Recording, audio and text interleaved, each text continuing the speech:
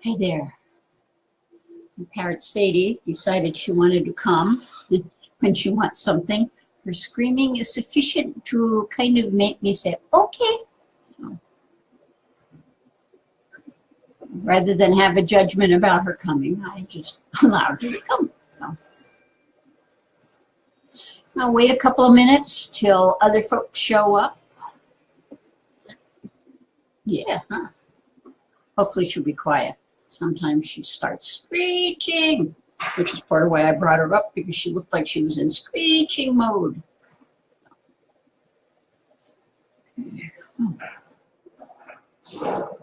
Okay, so why don't we start by just taking a moment of silence. Silence for all of those who are facing fear. It can be fire. It can be fear of death. I mean, there's so many ways fear shows up in our life. So let's just have a moment of silence as we send love, light, and laughter to anybody that's not feeling real connected and loved.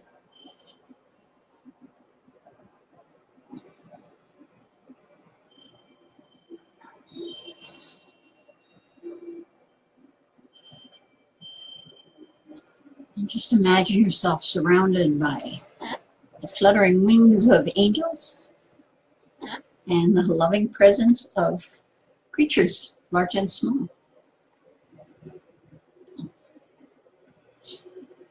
Sadie is quite a gift.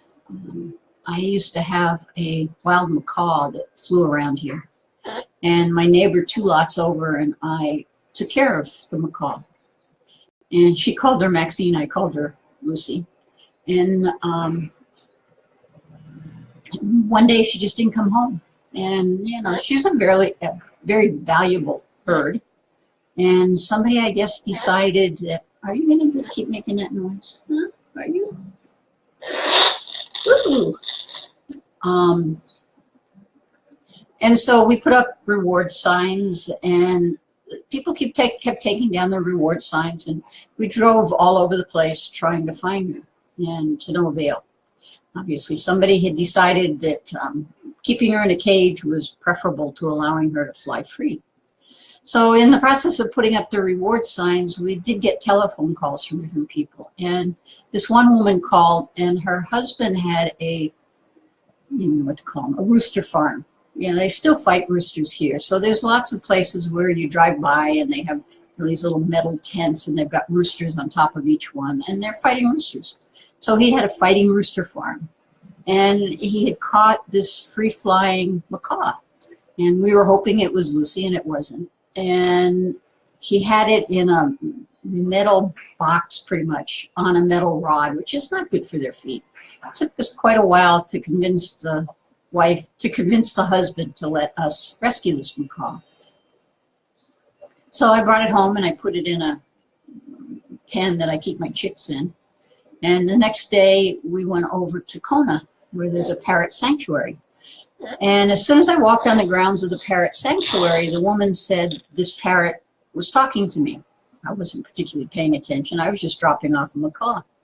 So I went over, and the woman handed me Sadie, and she immediately ran up my arm to my shoulder. The woman was trying to tell me, whatever you do, don't let her be on your shoulder. And she was on my shoulder before she got to warn me not to let her do that. And she snuggled. And she just chitter-chattered, and obviously she thought I was pretty neat. So I called up B and I said, how do you feel about a parrot? And she said, well, is she colorful? And I said, well, she's yellow and blue and green. And she was like, well, okay. So I bought her and I brought her home, and she spent the first night at Kathy's because I have cats and I didn't have a cage set up for her yet. And the next morning I brought her home, and B was sitting on the toilet, and I brought her in and sat her on her shoulders, and she looked down at B and she said, what are you doing? And B was sold on her. And it's funny because it's the only time she's ever said, what are you doing? But she's just a very affectionate. I never wanted a parrot. And when I think about parrots, I just think about screeching, loud, obnoxious. And she's just really gentle.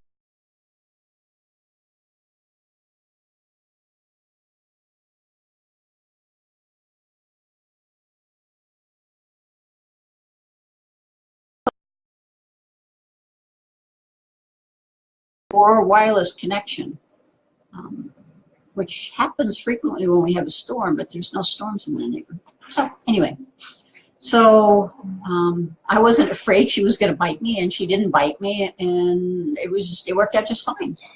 And I've learned to read her moods. You know, like sometimes putting my finger in her mouth is not a good idea, and sometimes it's no problem. And today she's in a cuddly mood, so it's no problem. She loves it when I rub her beak. So anyway, fear. You know, and a lot of people aren't afraid of her, you know, and it's interesting because even though they're afraid of her, they reach out and they put their fingers in harm's way. And if somebody is fearful and hesitant, frequently she'll nip them and they'll pull back a bloody finger, you know, and life is like that. You know, if we approach life with fear, we get fearful responses. In conquering our fears, you know, when we have a fear of something, you know, one of the techniques that I was given the gift of many years ago, which works really well with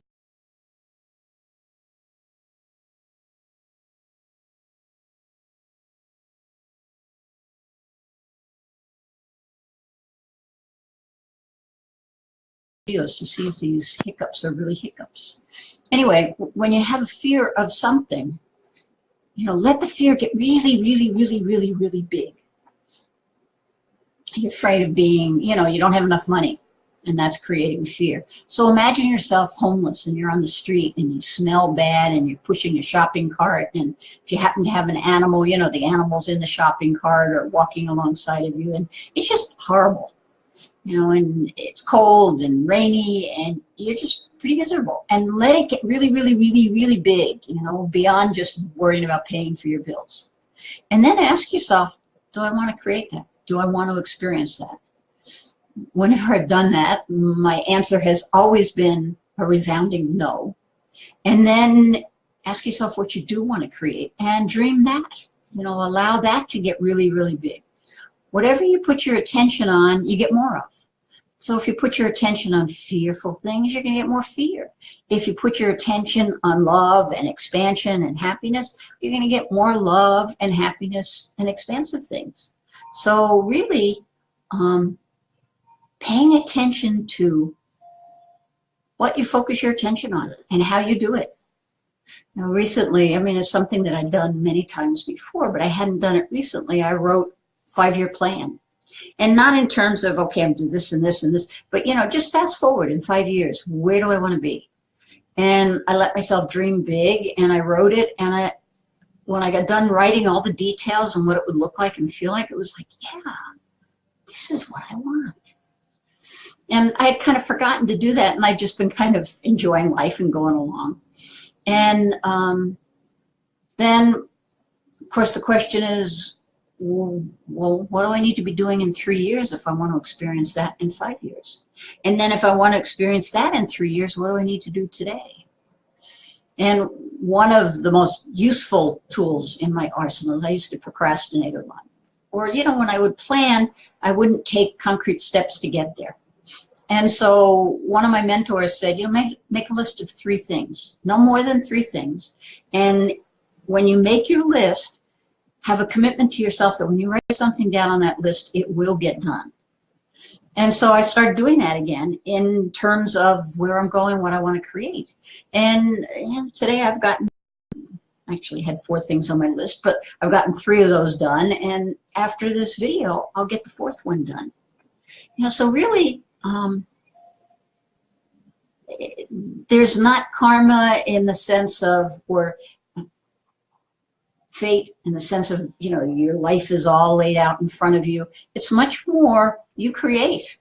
You know, your destiny is pretty much controlled on the actions and the thoughts that you take today.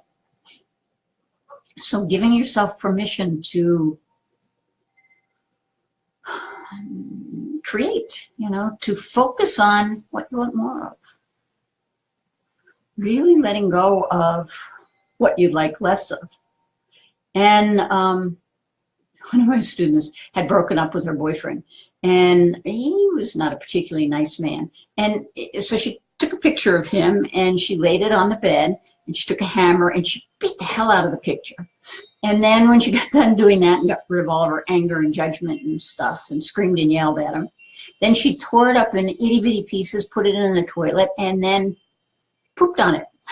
And then flushed the whole mess down the toilet. When she told me about it later, I just got such a charge out of it. It's like, talk about getting rid of old crap, So giving yourself permission to symbolically do whatever it is you need to do, vision boards, having pictures, like I have, I really like Buddha Doodle quotes, and I have one of the elephant and the little Buddha dude standing there looking out at the universe saying, the universe is on your side. And then years ago, I used to have a poster, and it was a picture of a duck coming out of a big barrel, and it said, "Go forth and conquer."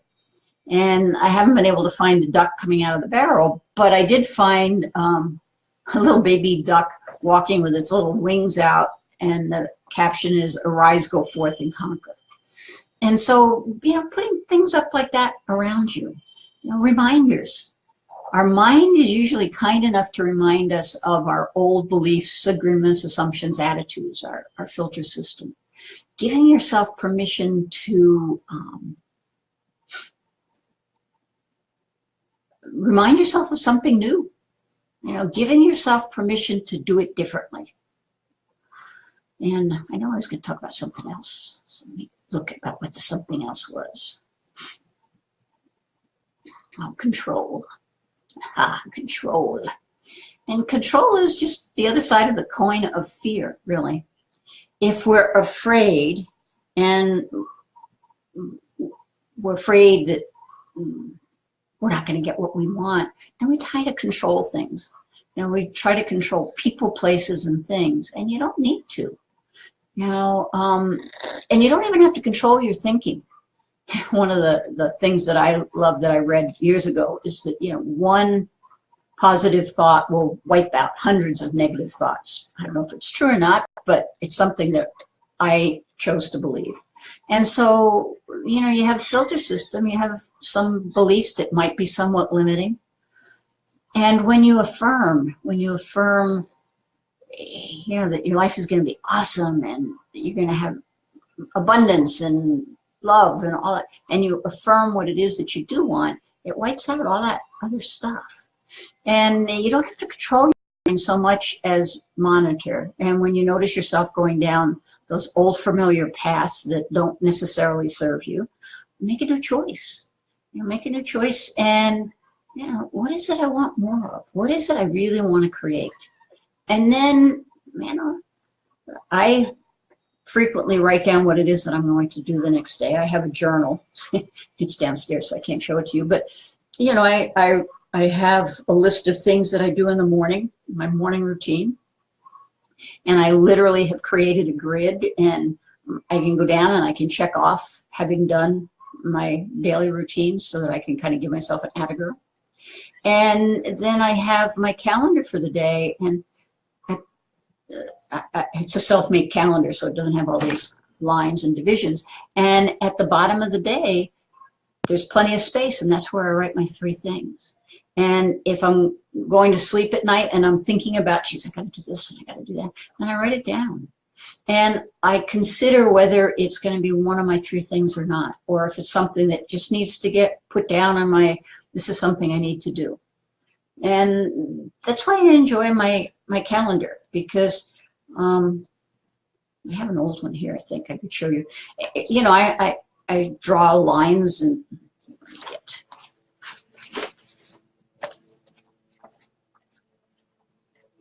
this is one that's all very marked up.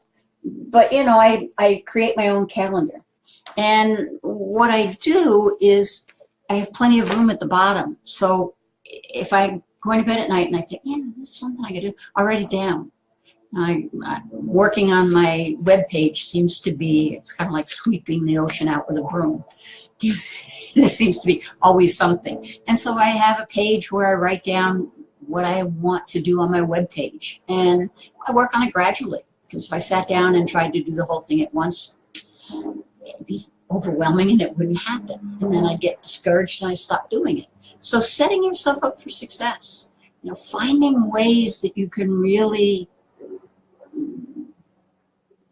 map your course. You know, you can and you do create whatever it is that you want. It's just that sometimes what we want is not really what we want. That sounds like an odd statement, but you know, we have a belief that this is the best it's going to get. So it's like, well, okay, I guess that's what I want. And the truth is no, that's not what you want. You know, you don't want to believe that this is the best it gets. Or, you know, I remember my aunt talking to me many years ago saying, you know, when you get a real job, and I feel what I'm doing is a real job. You know, granted, it's working for myself. Well, it's not working for myself, really. It's working for you all. But I work for you all by myself. And be gentle, yeah. Just setting yourself up for success. You know, and no need trying to control the uncontrollable. And, you know, like out there, there's some peculiar things going on right now in the universe. And what you do is you just send love. You know, you just send love to it all. And, you know, you trust in the perfection. You know, I mean, I have no idea what's going to happen in 10 years from now. I don't really have any idea what's going to happen in 2 years from now. And I absolutely know that I'll be happy, joyous, and free, you know. And knowing, you know, knowing that you can move from one perfect moment to the next, even if this particular moment is not overly pleasant. You know, and just really asking yourself constantly, what is it I want to experience more of? And if there's something you want to experience less of, make that as big as possible. Really make it nasty and gnarly and horrible. And then ask yourself if that's what you want to experience. And my hunch is you'll say no. And then you get to, ow! You're getting a little carried away there, Missy. And then you get to choose something else. Yeah. So, there's nobody here to ask questions and comments. So, I don't know if you have any questions. But really giving yourself permission to that question, what is it I want? With the realization that you can have anything. And my internet is flickering again, so I would say adieu. Actually, we can close with a short meditation. So just close your eyes, allow yourself to get comfortable. And just imagine yourself standing someplace where there's this gentle breeze blowing over you. And just imagine it blowing right through you and helping you let go of anything and everything that no longer serves you. And then take a deep breath. And just breathe in love and peace, happiness, joy, abundance. And when you exhale, just let go of anything that doesn't serve you.